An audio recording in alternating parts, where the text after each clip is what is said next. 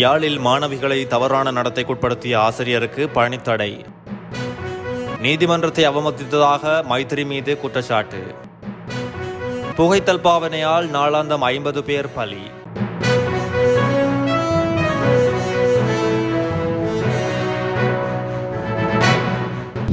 யாழ்ப்பாணத்தில் 10 வயது மாணவிகளை தவறான நடத்தைக்குட்படுத்தியதாக குற்றம் சாட்டப்பட்ட ஆசிரியர் ஒருவருக்கு வடமாகாண கல்வி அமைச்சினால் பணித்தடை விதிக்கப்பட்டுள்ளது. மானிப்பாயில் உள்ள பாடசாலை ஒன்றில் பணிபுரியும் குறித்த ஆசிரியர் தரம் 5 கல்வி கற்கும் மாணவிகளை தவறான நடத்தைக்குட்படுத்துவதாக பாதிக்கப்பட்ட மாணவியொருவரின் பெற்றோரால் முறைப்பாடு செய்யப்பட்டுள்ளது. இதற்கமைய ஆசிரியர் கைது செய்யப்பட்டு மல்லாகம் நீதிவான் நீதிமன்றில் முன்னிலைப்படுத்தப்பட்டுள்ளார். இந்த நிலையில் குறித்த ஆசிரியர் தற்போது பிணையில் விடுவிக்கப்பட்டு வழக்கு நிலுவையில் உள்ளதாக தெரிவிக்கப்பட்டுள்ளது. மேலும் சம்பவம் தொடர்பில் விசாரணைகள் முன்னெடுக்கப்பட்டிருந்த நிலையில் தற்போது விசாரணை அறிக்கை கல்வி அமைச்சின் செயலாளருக்கு அனுப்பி வைக்கப்பட்டுள்ளது. அதேவேளை ஆசிரியருக்கு பணியினை தொடர தடை விதிக்கப்பட்டு கடிதம் அனுப்பி வைக்கப்பட்டுள்ளமை குறிப்பிடத்தக்கது.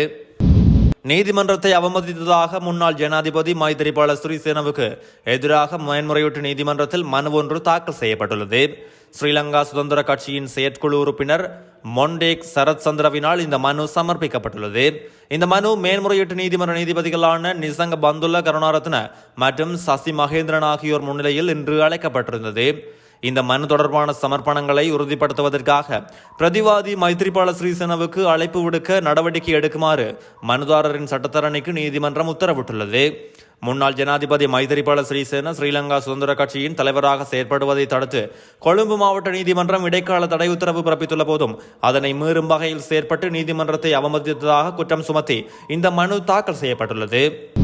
சிகரெட் பாவனையால் இந்த நாட்டில் நாளாந்தம் 50 பேர் உயிரிழந்திருக்கின்றதாக மதுபானம் மற்றும் போதைப்பொருள் தகவல் மையம் கூறியுள்ளது.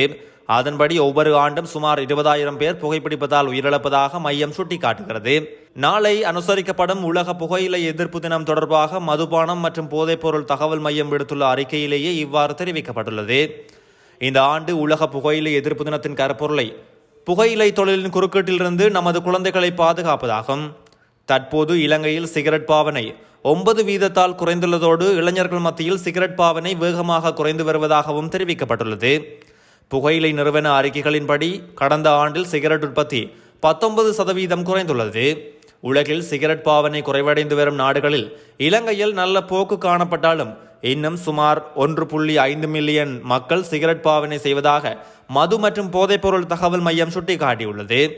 தற்போதைய நிலவரத்தை கருத்தில் கொண்டு இளைஞர்கள் மற்றும் குழந்தைகளை சிகரெட் பயன்படுத்துவதற்கு பன்னாட்டு புகையிலை நிறுவனங்கள் பல தந்திரங்களை மேற்கொண்டு வருவதாக கூறப்படுகிறது.